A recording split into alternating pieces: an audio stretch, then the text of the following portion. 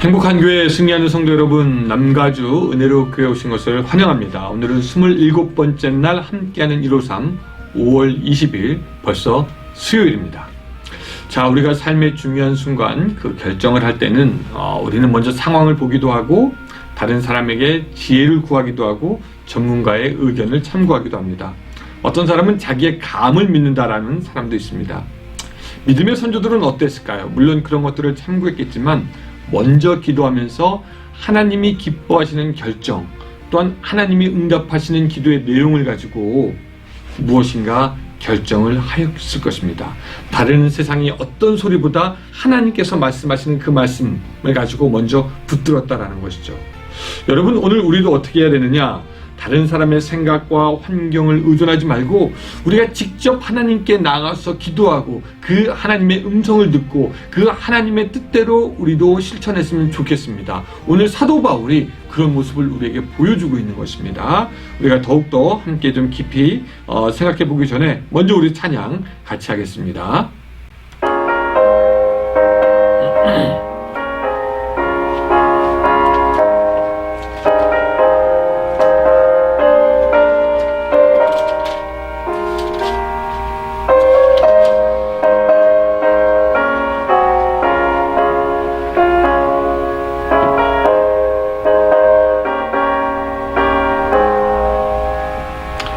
내 영혼을 깊이 깊은 데서. 자, 오늘 성경 본문은 사도행전 27장 9절부터 26절까지의 말씀입니다. 사도행전 27장 9절부터 26절까지 조금 길기는 하지만 저와 여러분이 찬찬히 같이 한번 좀 읽도록 하겠습니다. 자, 9절 읽습니다. 여러 날이 걸려 금식하는 절기가 이미 지났으므로 항의하기가 위태한지라 바울이 그들을 권하여 말하되 여러분이여 내가 보니 이번 항해가 하물과 배만 아니라 우리 생명에도 타격과 많은 손해를 끼치리라 하되 백부장이 선장과 선주의 말을 바울의 말보다 더 믿더라. 그 항구가 겨울을 지내기에 불편함으로 거기를 떠나 아무쪼록 베닉스에 가서 겨울을 지내자 하는 자가 더 많으니 베닉스는 그레데 항구라 한쪽은 서남을 한쪽은 서북을 향하였더라. 남풍이 순하게 불매 그들이 뜻을 이룬 줄 알고 닷을 감아 그레데 해변을 끼고 항해하더니 얼마 안 되어 섬 가운데로부터 유라굴라라는 광풍이 크게 일어나니 배가 밀려 바람을 맞추어 갈 수 없어 가는 대로 두고 쫓아가다가 기우다라는 작은 섬 아래로 지나 간신히 거루를 잡아 끌어올리고 줄을 가지고 선체를 둘러감고 스르디스에 걸릴까 두려워하여 연장을 내리고 그냥 쫓겨가더니 우리가 풍랑으로 심히 애쓰다가 이튿날 사공들이 짐을 바다에 풀어버리고 사흘째 되는 날에 배 기구를 그들의 손으로 내어버리니라. 여러 날 동안 해도 별도 보이지 아니하고 큰 풍랑도 그대로 있음에 구원의 여망이 없어졌더라. 여러 사람이 오래 먹지 못하였음에 바울이 서서 말하되 여러분이여 내 말을 듣고 그레데에서 떠나지 아니하여 이 타격과 손상을 면하였다면 좋았을 뻔하였느니라. 내가 너희를 권하노니 이제는 안심하라. 너희 중 아무도 생명에는 아무런 손상이 없겠고 오직 배뿐이라. 내가 속한 바 곧 내가 섬기는 하나님의 사자가 어젯밤에 내 곁에 서서 말하되 바울아 두려워하지 말라. 내가 가이사 앞에 서야 하겠고 또 하나님께서 너와 함께 항해하는 자를 다 내게 주셨다 하셨으니 그러므로 여러분들은 안심하라. 나는 내게 말씀하신 그대로 되리라고 하나님을 믿노라. 그런즉 우리가 반드시 한 섬에 걸리리라 하더라. 아멘. 자, 오늘 사도행전 27장 하나님으로부터 답을 구하라 라는 말씀으로 좀 같이 한번 여러분들과 얘기를 해보려고 합니다. 이 과테말라의 그 대통령 알폰소라는 사람이 있었습니다. 이 사람이 굉장히 주위의 사람을 못 믿었어요. 그래서 대통령 관저를 중심으로 반경 2km 안에 있는 모든 건물들은 이 관저를 향하는 창문을 다 폐쇄시켰습니다. 자기의 신변을 안전을 위해서 아무도 믿지 못했어요. 그래서 친위대를 제외하고는 그 어느 누구도 무기를 가지고 대통령 관저에 출입을 할 수가 없고요. 주치의는 하루에 3번씩 그를 검진했다라고 합니다. 그리고 어떤 물건이라도 그 곁에 그 경호대가 사전 검사를 다 했고, 또 음식물도 검사관이 먹은 다음에야 먹을 수가 있었고, 이것만 해도 자기는 불안하다고 느꼈나 봐요. 150만 불이라는 거금을 지불하고 대통령 전용의 방탄차를 구입합니다. 이 차는 기관포로 습격을 당해도 끄떡없이 설계된 차라고 합니다. 근데 그 방탄차를 인수하고 한껏 기분이 좋았던 그 다음날 평소에 자기가 절대적으로 신임하던 친위대원 그 경호원에게 총탄을 맞고 죽게 됩니다. 자기가 아무리 다 무엇인가 조치를 취해 놓는다 하더라도 결국 사람은 믿을 수 없는 것 같습니다. 사람 믿을만 한 것 같고 왠지 괜찮아 보이고 신뢰가 가지만 결국 사람들의 말은 믿을 수가 없고 상황에 따라 변하게 되는 것이 사람들인 것 같습니다. 오늘 본문에도 보면은 참 믿지 못할 사람들의 이야기가 나오기는 합니다. 뭐냐면 이제 백부장이 바울과 다른 죄수를 싣고 로마로 갈 때 날씨가 좋지 않아서 미양이라고 불리는 항구에서 다시 쉬다가 출항하려고 합니다. 그때 이제 하나님의 사람인 바울이 그들에게 경고를 합니다. 자, 어떤 경고를 하냐면요. 27절로 가보면은, 자, 9절, 10절, 27장 9절, 10절로 가보면은, 여러 날 걸려 금식하는 절기가 이미 지났으므로 항의하기가 위태한지라 바울이 그들을 권하여 말하되, 여러분이여 내가 보니 이번 항해가 하물과 배만 아니라 우리 생명에도 타격과 많은 손해를 끼치리라 하되, 그렇게 이야기했는데 그 말을 믿지 않습니다. 그리고 백부장은 누구의 말을 믿냐면 11절로 가보니까 백부장이 선장과 선주의 말을 바울의 말보다 더 믿었다라는 것이죠. 사람의 말을 믿었습니다. 백부장이. 뭐 믿을 수밖에 없어 보이기도 해요. 왜냐면은 선장을 믿었다는 것은 뭐냐면 뭐 배를 타본 많은 경험이 있는 사람을 믿는다는 것. 뭐 선장이야말로 배와 바다에 익숙하니까. 또 선주를 믿었다는 것은 무엇입니까? 선주는 배를 갖고 있는 사람이니까 물질을 갖고 있는 사람이라는 뜻이 될 겁니다. 즉 백부장은 인간의 경험, 그러니까 선장 또한 물질, 선주를 믿고 그것을 하나님의 뜻과 하나님의 말씀을 전하는 그 사람의 말보다 더 신뢰하였다라는 것이죠. 그리고 그들은 결국 위험에 빠지게 됩니다. 선장과 선주를 믿는 것이 어쩔 수 없는 것처럼 보여도 결국 그들의 말로 인해서 백부장과 그 배에 탄 사람들은 큰 낭패를 보게 됩니다. 그래서 여기서 우리가 한 가지 좀 교훈을 얻어야 돼요. 뭐냐면요, 하나님으로부터 답을 구하라는 겁니다. 선장의 말도 중요하고 선주의 말도 중요하지만 하나님의 음성을 듣는 자, 하나님의 뜻을 아는 자, 하나님의 마음을 아는 자, 아니 우리가 직접 그 하나님의 마음을 알아서 하나님으로부터 답을 구하는 것이 가장 중요하다는 것입니다. 왜? 사람은 믿을 수가 없기 때문에. 가장 옆에 있었던 가장 자기가 신뢰할 만한 경호원이든 아니면은 배에 능한 바다를 잘 아는 선장이건 아니면은 선주건 간에 그 어느 누구도 사실은 믿을 것이 아니라 먼저 우리가 믿고 신뢰하고 확신해야 되는 것은 하나님의 말씀이다라는 것입니다. 하나님으로부터 답을 구하는 것이 중요합니다. 두 번째, 오늘 우리가 사도 바울에서부터 또 배울 수 있는 것이 뭐냐면 20절에 보니까요,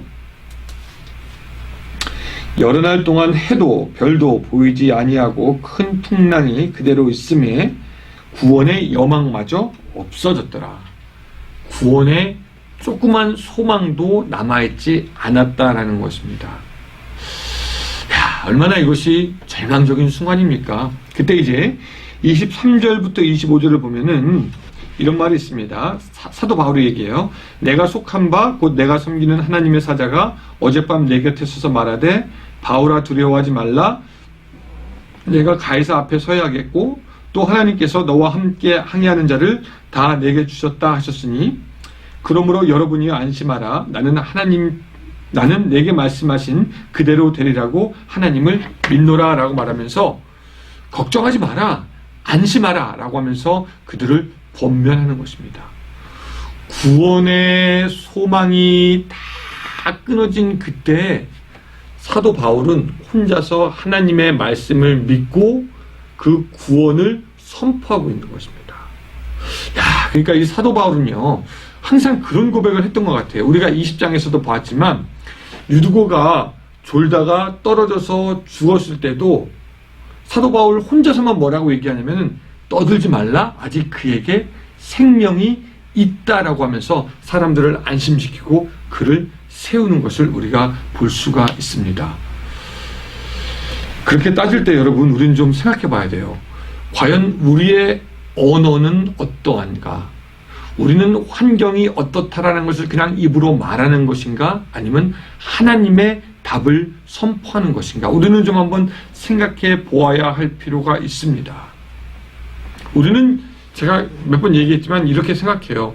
아니, 현실이 이런 건 어떻습니까? 아니, 말은 바로 해야죠 라고 하면서 우리는 그냥 우리들의 현실이 어떤지 말하기에 급급합니다. 마치 이스라엘 백성들이 그 여리고성을 보고 우리는 할 수 없습니다, 우리는 갈 수 없습니다 고백했던 것처럼 우리는 그냥 현실에 대한 고백만을 하기에 급급한데, 사도 바울은 현실에 대한 고백이 아니라 하나님의 뜻을 선포하고 하나님의 마음을 선포하고 하나님께서 하실 일들을 고백했다라는 것을 우리가 기억할 필요가 있는 것입니다. 그 결과 이 항해가 처음 시작될 때는 백부장이 중심이었고 또한 선장과 선주에 따라서 이 모든 것이 움직였지만 나중 결국에는 어떻게 되냐면 죄수인 바울의 말을 다 따르게 되어 있습니다. 처음에 인간의 뜻이 지배하는 것 같지만 하나님의 뜻을 선포하는 그 자 바울로 인해서 그 모든 사람들이 구원을 받는 하나님의 뜻대로 움직이게 되었다라는 것입니다.